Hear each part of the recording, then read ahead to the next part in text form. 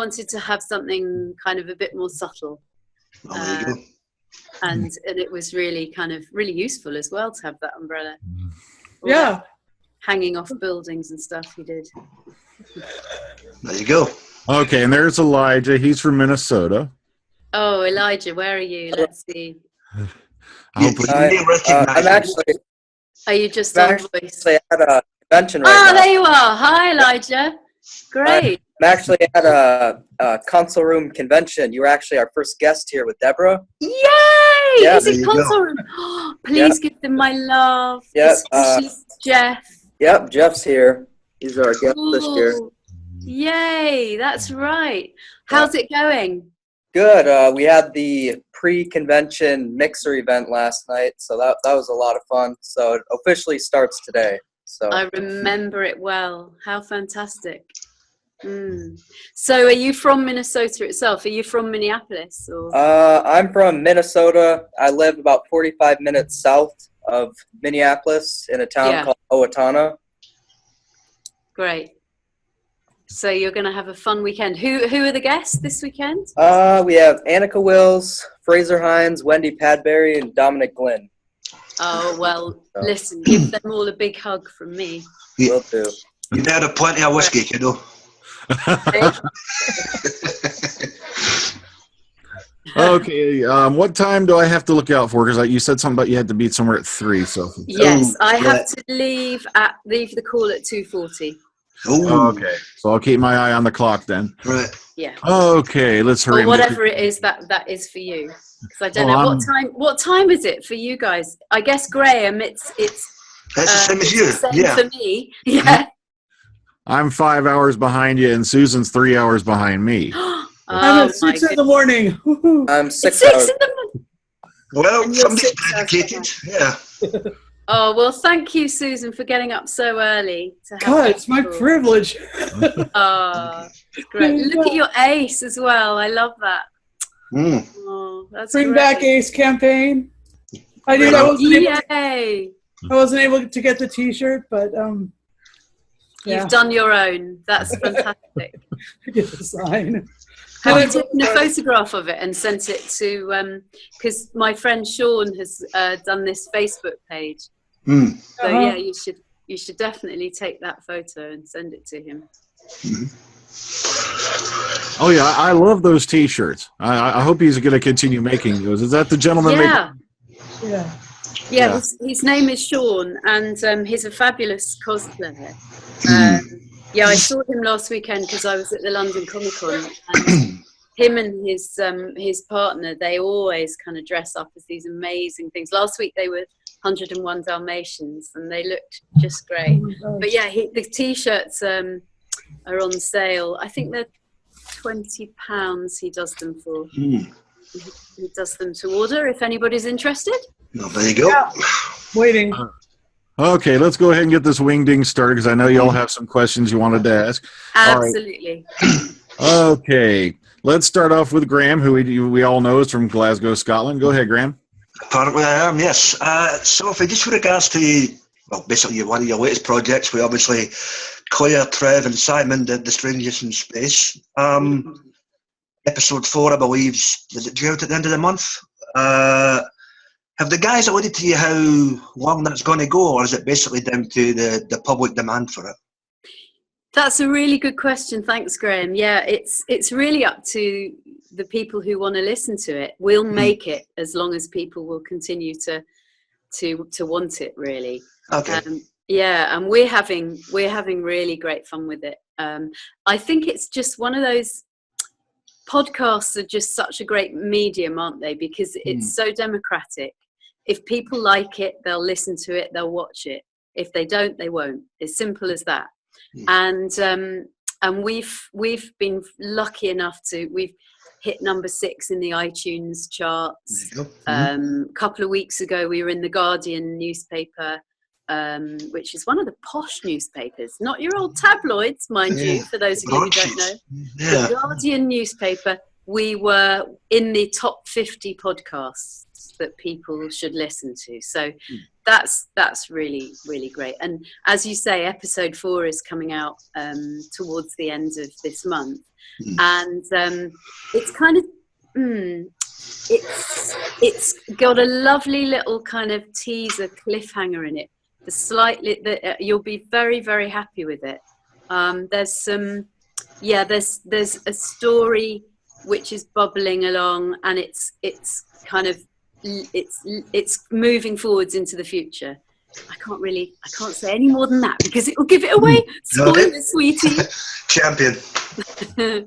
Okay, next up, sitting at console rooms, Elijah from Minnesota. Go ahead, Elijah. Are you frozen? Hi, Sophie. Can you hear me? Yeah, I can hear you. Yeah, I can see you now. Great. All right.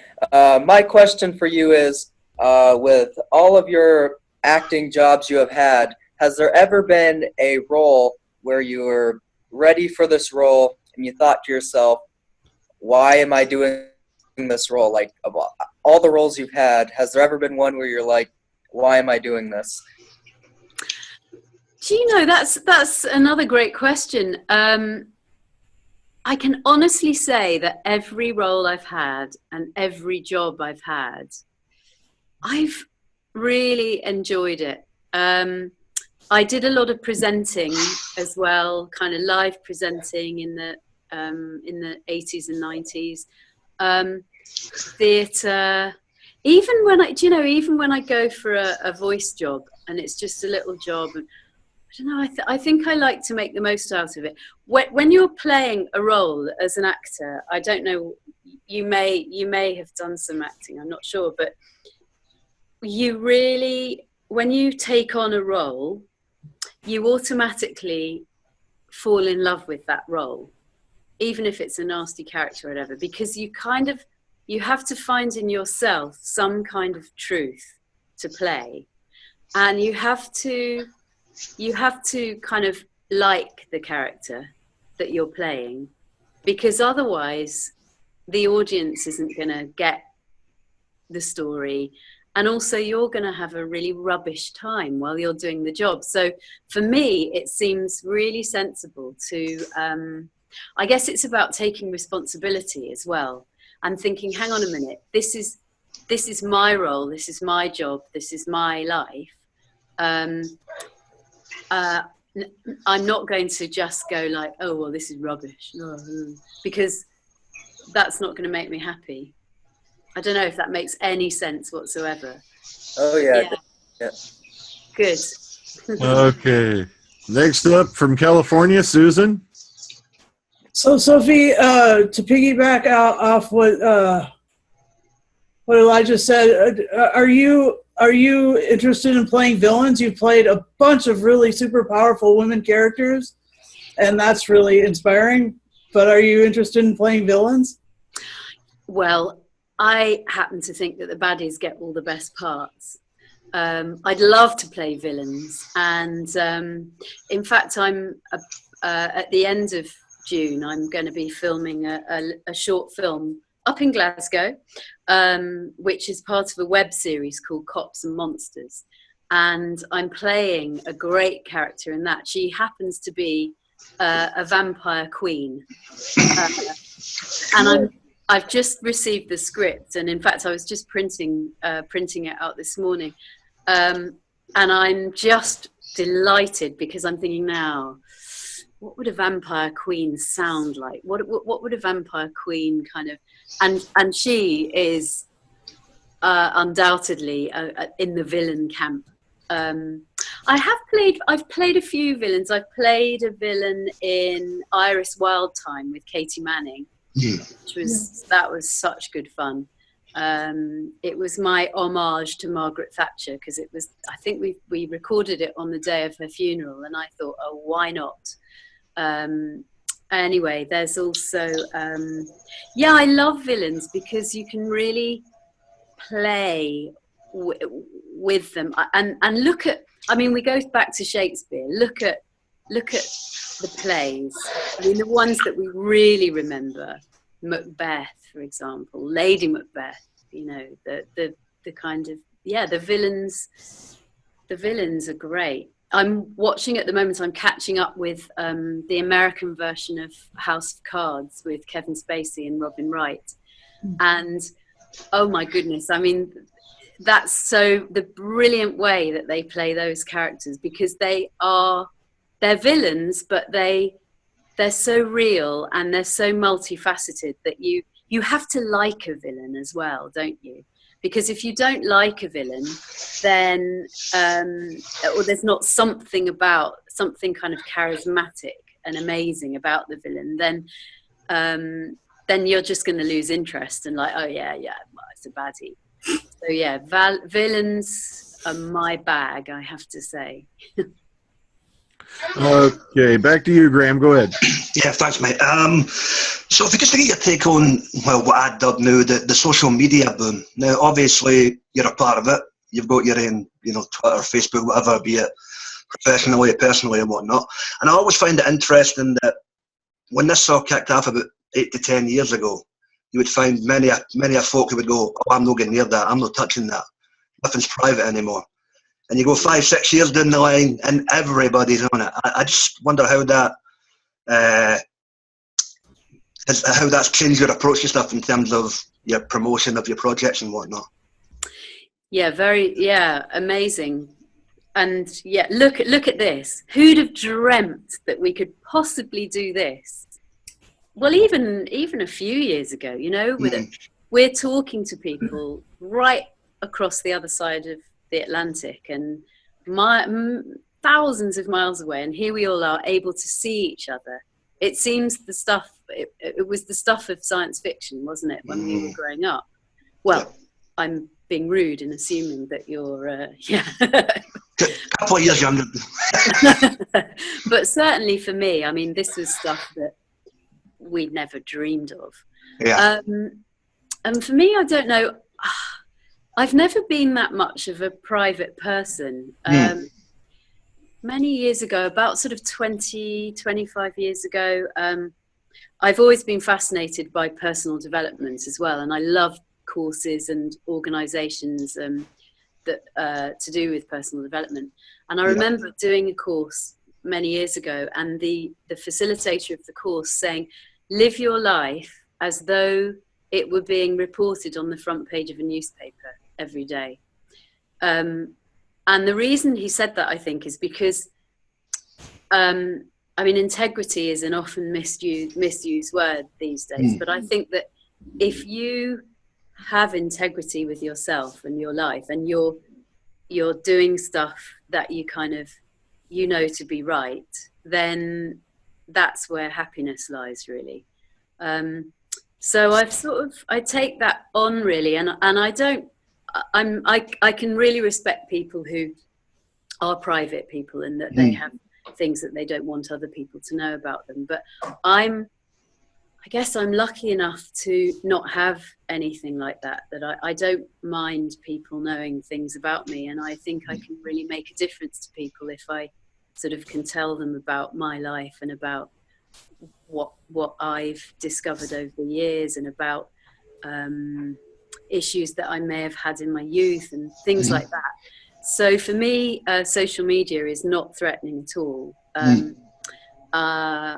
And I've sort of embraced it, as you say, with Twitter and Facebook. It's also a really great way of being in touch with people and of making a difference to people, I think. I've been lucky enough so far not to have had any trolls.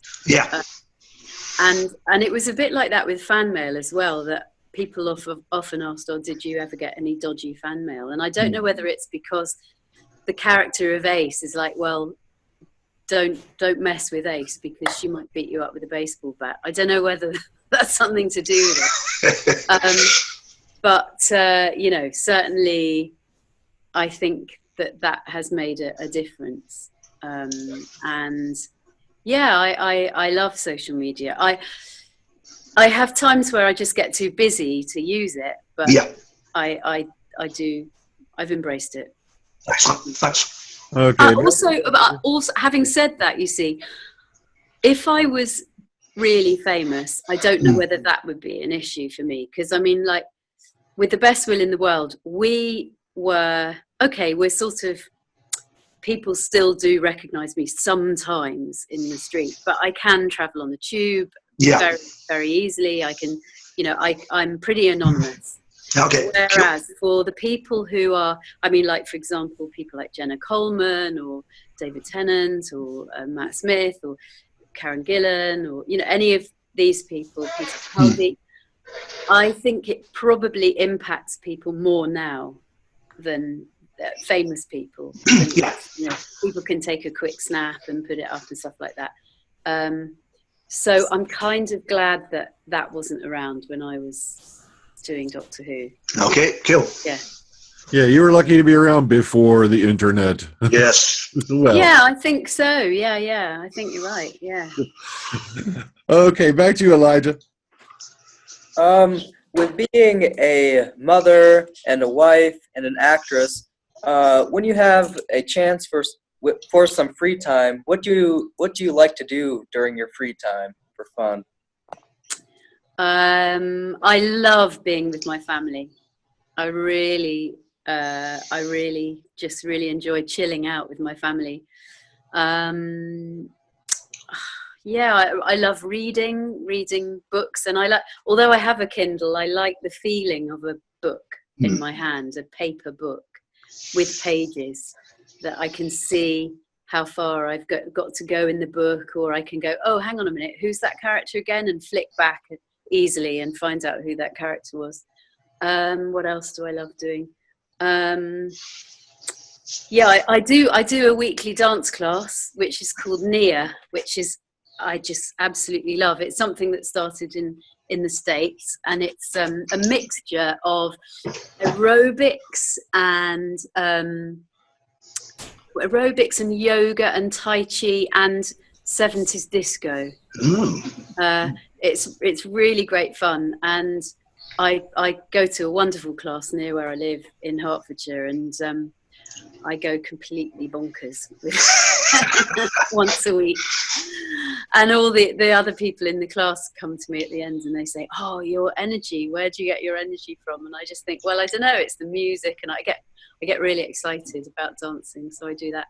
And then I also do this personal development work that I was talking about. I'm an introduction leader, as they call it, for an organisation called Landmark, which is a brilliant company that exists really just to empower people to get whatever they want out of their lives. So I do a lot with them, and especially with young people and teens as well. So yeah, all sorts of things. Yeah, I don't often, my husband tells me off because I don't relax. You know, I don't kind of veg out very much. And I guess I just really enjoy doing stuff as well. Gardening, that's another thing I love. Yeah. Okay, back to you, Susan. Go ahead. Okay. Yeah, I was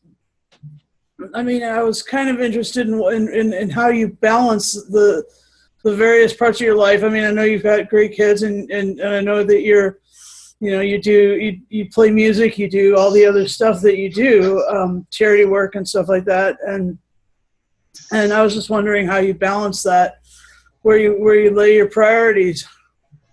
Now, that's a very good question, because sometimes I just go, oh, there aren't enough hours in the day. What do I do? Oh, get really stressed. It's a common problem, I think. And my answer is, I don't know how you pronounce it. Is it a Moleskine diary? Moleskine. You know those ones? They're beautiful diaries. Hang on a minute. I'll just show you. Can you see that? So that's right. Yeah.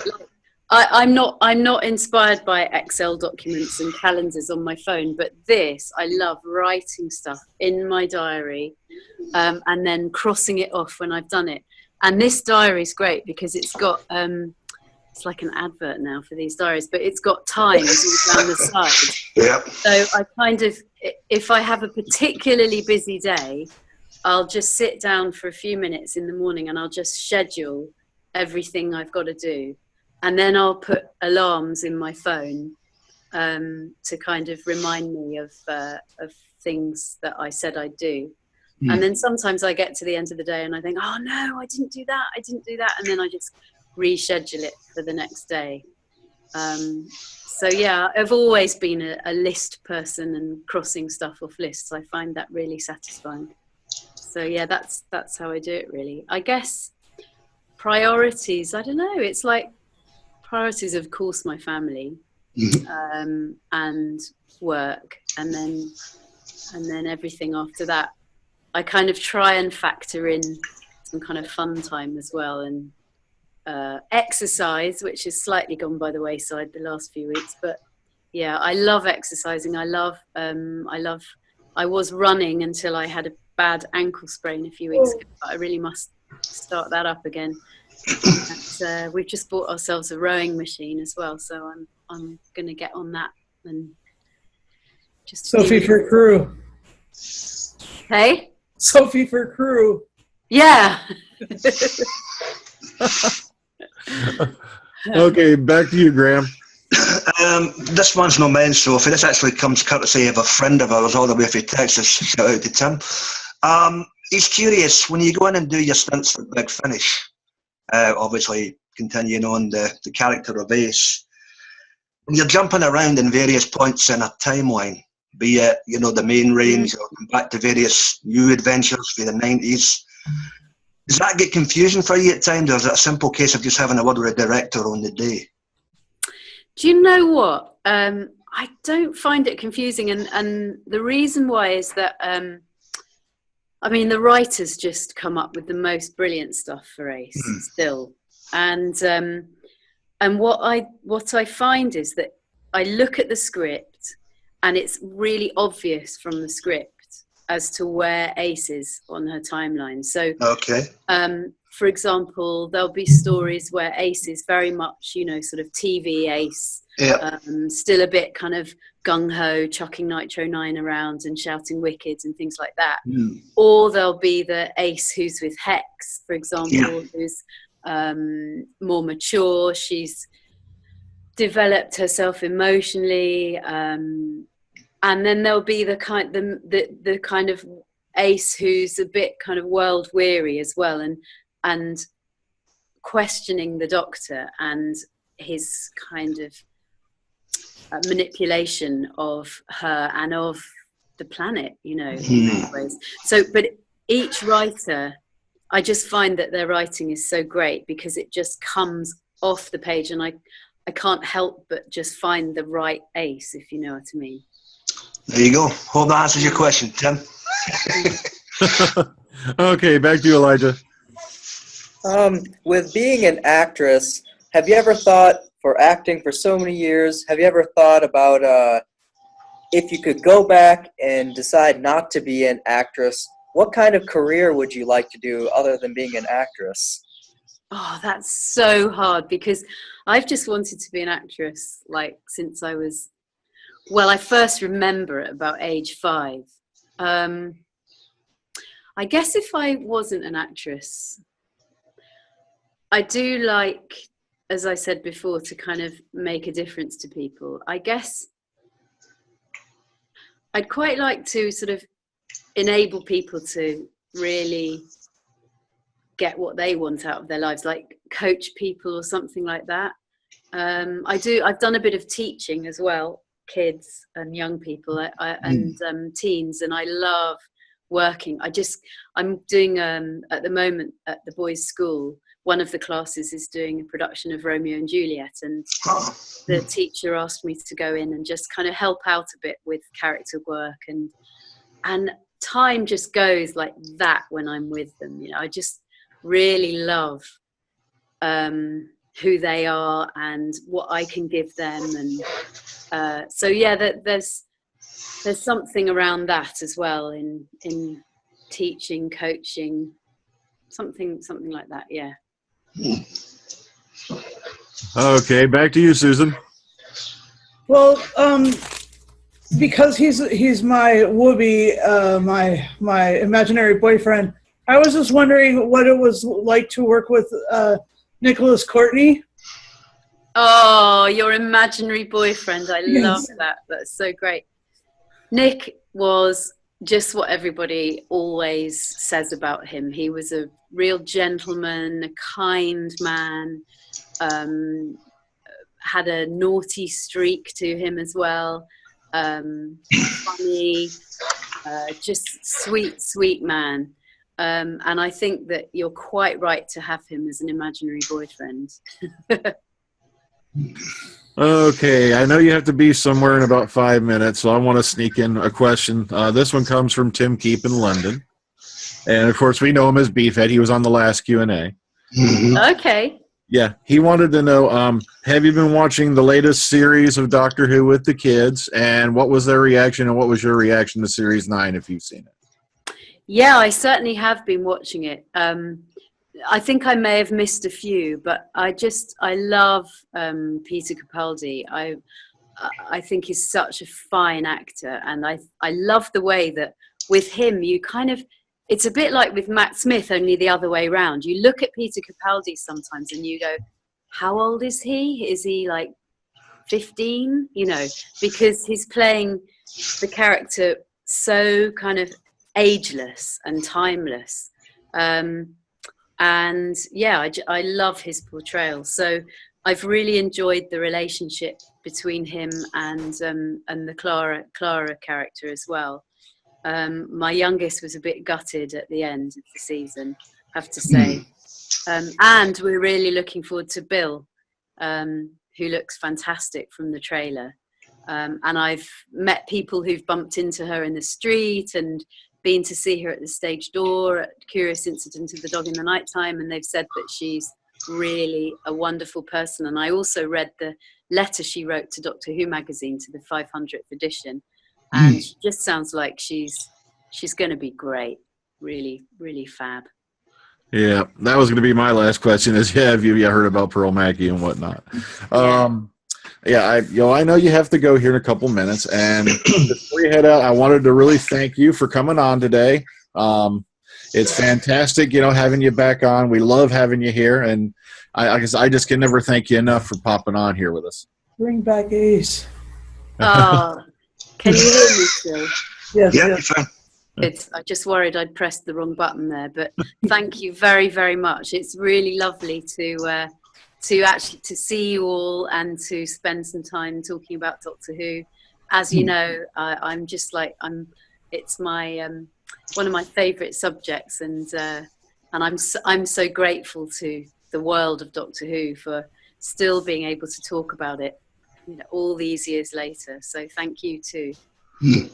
Okay, well, heck, let's give everybody a parting message real quick. We got like 1 or 2 minutes. Graham, any parting shots? Yeah, it's warm here and I'm going for a drink. Spoken like a true Scotsman. Thank you, dear. Okay, Elijah, any parting thoughts? Just want to say thank you, Sophie, for taking the time to do this Q&A. And I'll make sure to say hello to Jeff and the rest of the guests this weekend. Thank you, Elijah. And of course, Susan. Bring back Ace. You're not going to let that go, are you? No. I know. I was always hoping I'm really hoping they do, when Capaldi's still on, because I want to see that look on Ace's face when he goes, "Oh my God, you've gone Scottish again." That would be fun. Okay, on behalf of myself and everybody here, once again, I can never thank you enough, Sophie. Thanks for coming on. Everybody, take care and enjoy the rest of your day, and good night. Such a pleasure, everyone. See ya. See ya.